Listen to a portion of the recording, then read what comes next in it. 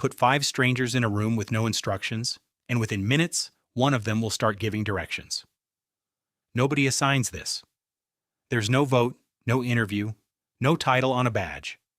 And yet it happens almost every single time. Someone starts talking a little more. Someone starts making eye contact a little longer.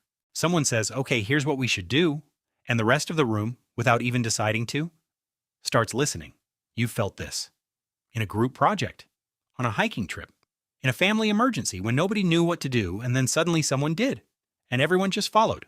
We call it natural leadership, like it's a personality trait, like some people are just born main characters. But that's not what's happening. What's happening is much older than personality, and much stranger.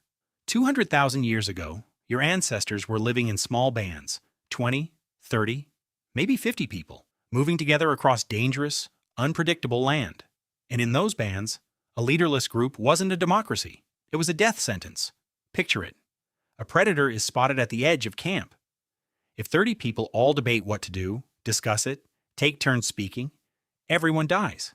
There's no time for consensus. There's only time for someone to say, "Run that way," and for everyone else to move.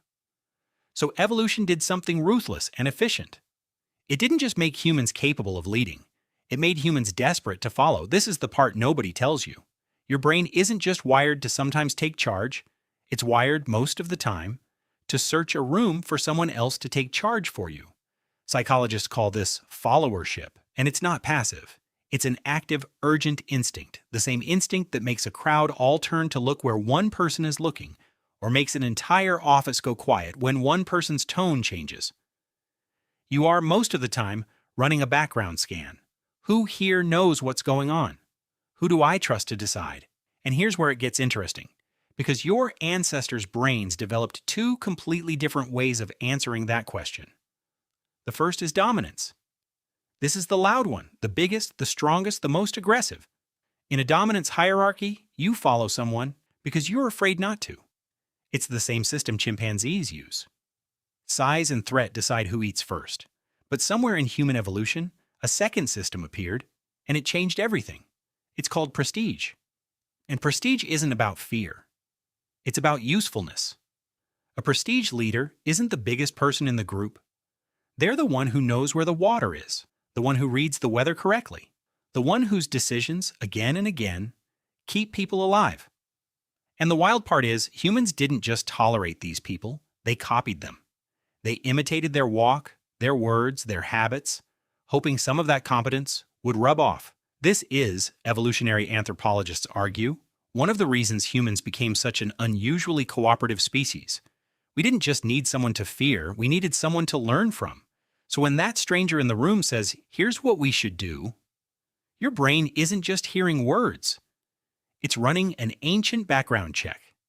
Do they seem competent? Do they seem calm under pressure? Have they been right before? And based on that answer, something in you either leans in or looks for someone else. This explains something strange about modern life.